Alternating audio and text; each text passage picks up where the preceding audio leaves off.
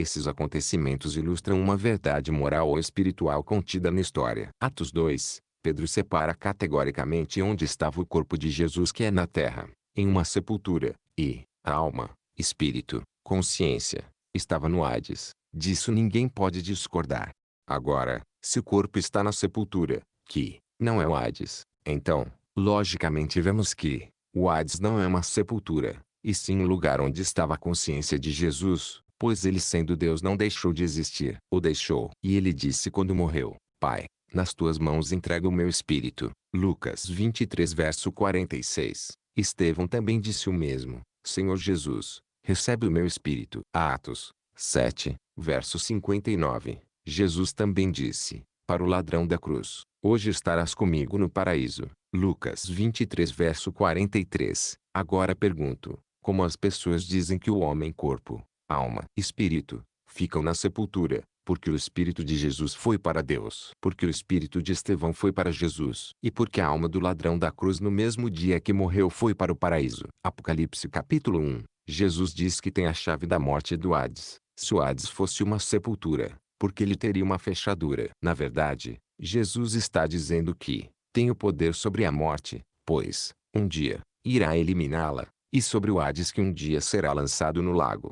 Apocalipse 6. Vemos que a morte e o Hades andam juntos, porque, quando alguém morre, é jogado no Hades. Agora, se o traduzimos no verso 8, Hades, inferno por sepultura, pergunto, será toda a quarta parte da terra morta terá um enterro digno em uma sepultura? Será que serão mortos e imediatamente serão lançados em uma sepultura? Apocalipse 20 diz que o Hades será lançado no lago de fogo. Se o Hades é uma simples sepultura, será que Deus vai pegar todos os túmulos da terra e jogar dentro do lago de fogo? Se sim, então não deveria se dizer o Hades e sim os Hades, pois são muitas sepulturas. Lendo os textos e análises, vemos claramente que o Hades não é uma sepultura, e sim, um lugar onde vão os mortos e têm consciência. Vemos que a parábola do rico e Lázaro, na verdade, é algo real, trazendo uma explicação espiritual de como é a vida pós-morte.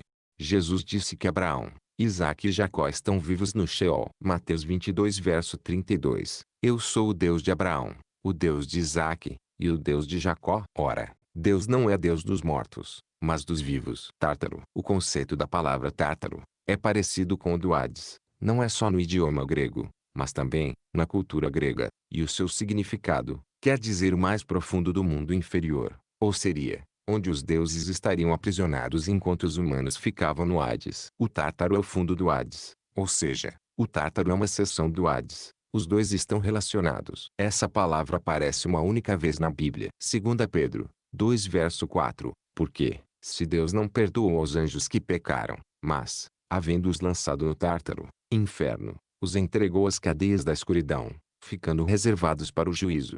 Pedro, ao se retratar ao local onde os anjos rebeldes foram lançados, usa o termo grego tártaro, que coincide totalmente com o significado e o conceito da palavra na cultura grega. O tártaro na cultura grega é onde estão aprisionados alguns deuses inferiores, e os humanos quando morrem vão para o Hades, que fica um pouco acima do tártaro. Com esse verso, Pedro confirma claramente que os tais anjos foram lançados em lugar, e também confirma que o Hades existe, pois ele poderia ter usado outras palavras do grego para definir, mas não. Ele quis deixar claro que o conceito das palavras Hades e Tártaro estão corretos. Genogena, vale de nom. Deixei essa explicação por último de propósito, pois essa parte é a mais polêmica, para quererem dizer que não existe um lugar para onde vão os mortos, mas vou provar o contrário. Esse nome tem origem hebraica, que é uma forma simplificada da expressão vale de nom. Vejamos alguns versos. Marcos 9:44, onde o seu bicho, ou verme não morre, e o fogo nunca se apaga. Marcos 9:46, onde o seu bicho, ou verme não morre, e o fogo nunca se apaga. Marcos 9:48, onde o seu bicho, ou verme não morre, e o fogo nunca se apaga. Marcos 9:43, e, se a tua mão te escandalizar, corta-a. Melhor é para ti entrares na vida aleijado do que, tendo duas mãos, ires para o inferno, para o fogo que nunca se apaga. Marcos 9:45, e, se o teu pé te escandalizar, corta-o. Melhor é para ti entrares coxo na vida do que, tendo dois pés, seres lançado no inferno, no fogo que nunca se apaga. Marcos 9:47, E, se o teu olho te escandalizar, lança-o fora. Melhor é para ti entrares no reino de Deus com um só olho do que, tendo dois olhos, seres lançado no fogo do inferno.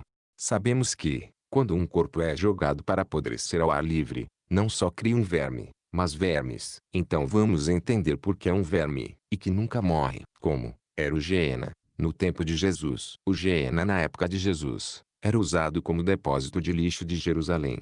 Nele era lançado todo o lixo e sujeira da cidade, incluindo corpos de animais e criminosos executados. Para que tudo isso fosse consumido, o fogo queimava constantemente sem parar. Havia vermes que eram reproduzidos com a sujeira. Quando o vento soprava do Geena para Jerusalém, era bem evidente o horror daquele lugar. À noite os cães selvagens uivavam disputando o lixo daquele lugar. Argumento que o inferno não existe. Muitos dizem que o Geena, inferno, nas falas de Jesus, era simplesmente uma ameaça aos que não fossem salvos, que seus corpos seriam queimados e apodreceriam à vista de todos, seria exposto ao ar livre, sem um enterro decente. Isso era algo horrorizante para um judeu. Ainda dizem que não tem nada a ver com vida após morte, pois Jesus falava do corpo humilhado e não da alma da pessoa, sofrendo toda a eternidade. Alguns chegam ao ponto de dizer que as pessoas que morrerem serão ressuscitadas somente para morrerem novamente, e seus corpos serem humilhados. Outras já dizem que só serão jogadas no lago de fogo, e que o conceito de inferno pós-morte é errado. O uso da palavra Geena no Novo Testamento. No Antigo Testamento só se falava Sheol, e Jesus que começou a compará-lo com o Geena. Por que será? Tiago também usou uma única vez Geena. Por que será que ele disse que o Geena inflama a língua? Tiago 3 verso 6. Leiam também Marcos 8 verso 33, Mateus 16 verso 23, onde o diabo usou a língua de Pedro. Geena, humilhação do corpo ou sofrimento eterno. Geograficamente, ficava fora de Jerusalém, a oeste e sul da cidade. O Geena era lugar onde se julgava lixo, corpos de animais e corpos de malfeitores. O Gólgota, ou Calvário, ficava também fora de Jerusalém. Jesus disse para o ladrão da cruz: hoje estarás comigo no paraíso. Lucas 23 verso 43. O corpo de Jesus, José de Arimateia tirou. Mas, aonde será que foi jogado o corpo do malfeitor?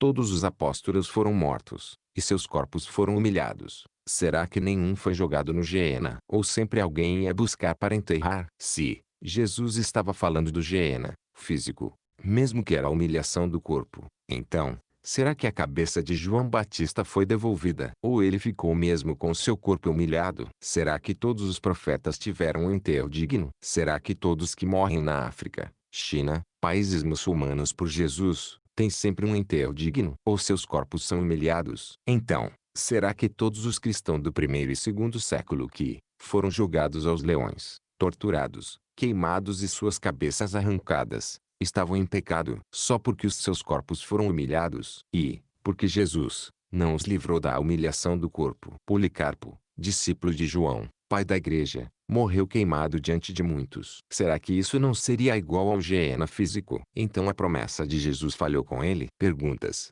Se o Geena será o castigo dos ímpios porque atualmente ele não existe mais, isso prova que Jesus estava se referindo a outra coisa, usando a figura do Geena. Se o corpo do ladrão da cruz foi para o Geena, então Jesus falhou com ele? Observação. Jesus, quando falava do Geena, estava descrevendo como era o inferno, ou lugar de castigo no Sheol, Hades, Tártaro. Ele usou aquele terrível cenário para dizer como é o castigo após a morte dos ímpios. Segundo o dicionário ilustrado da Bíblia, o inferno é o lixão espiritual. Tudo que não for digno de estar no céu será lançado lá. Lago de fogo e sofrimento eterno. Vejamos alguns versículos.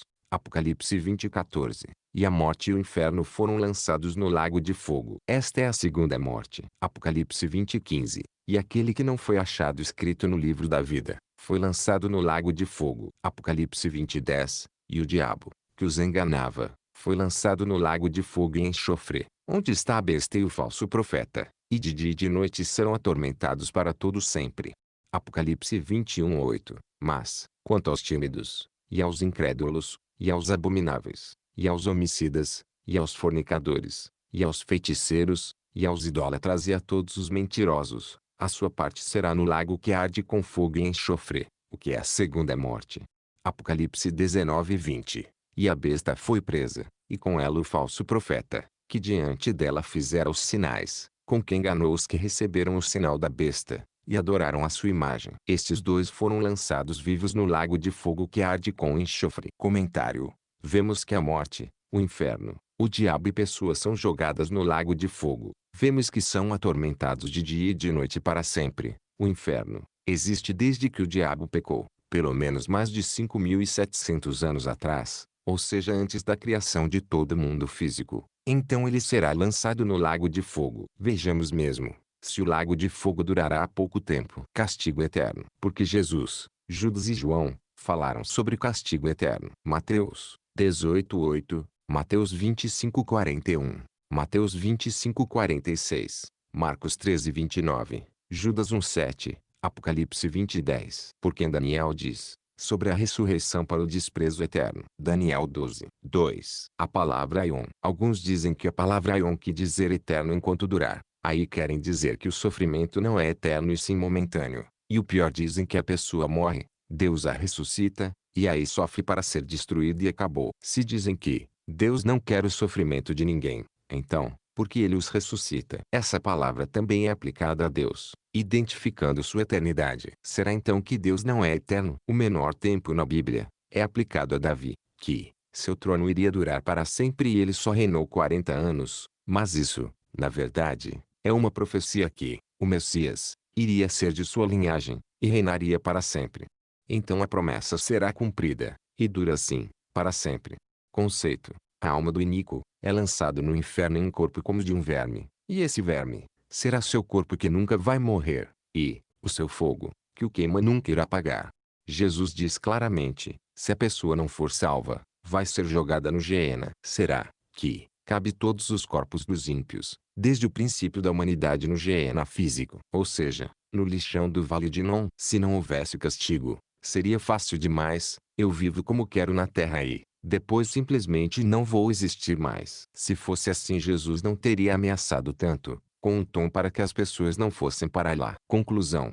Em virtude de todos os fatos mencionados, podemos ver que, tantos os santos do Antigo e do Novo Testamento criam que o inferno era real e que era um lugar de consciência da alma. Jesus separou categoricamente a alma do corpo e ainda disse para não temer a morte do corpo, mas temer que o corpo e a alma sejam jogados no inferno. Portanto, fica a critério de cada um a decretar como Jesus, que a vida após morte não é algo bom para o ímpio. Considerações. Gostaria eu que o inferno não existisse mesmo, ou o castigo fosse mesmo temporário. Aí, saberia que pessoas queridas não estariam sofrendo, e nem que amigos e parentes podem sofrer quando morrer, ou eu mesmo posso sofrer a eternidade, caso não seja salvo. Mas a verdade seja dita. Deus criou o inferno, assim como tudo que existe. Porque nele foram criadas todas as coisas que há nos céus e na terra, visíveis e invisíveis, sejam tronos, sejam dominações, sejam principados, sejam potestades. Tudo foi criado por ele e para ele. Colossenses 1:16. Que Deus abençoe a todos.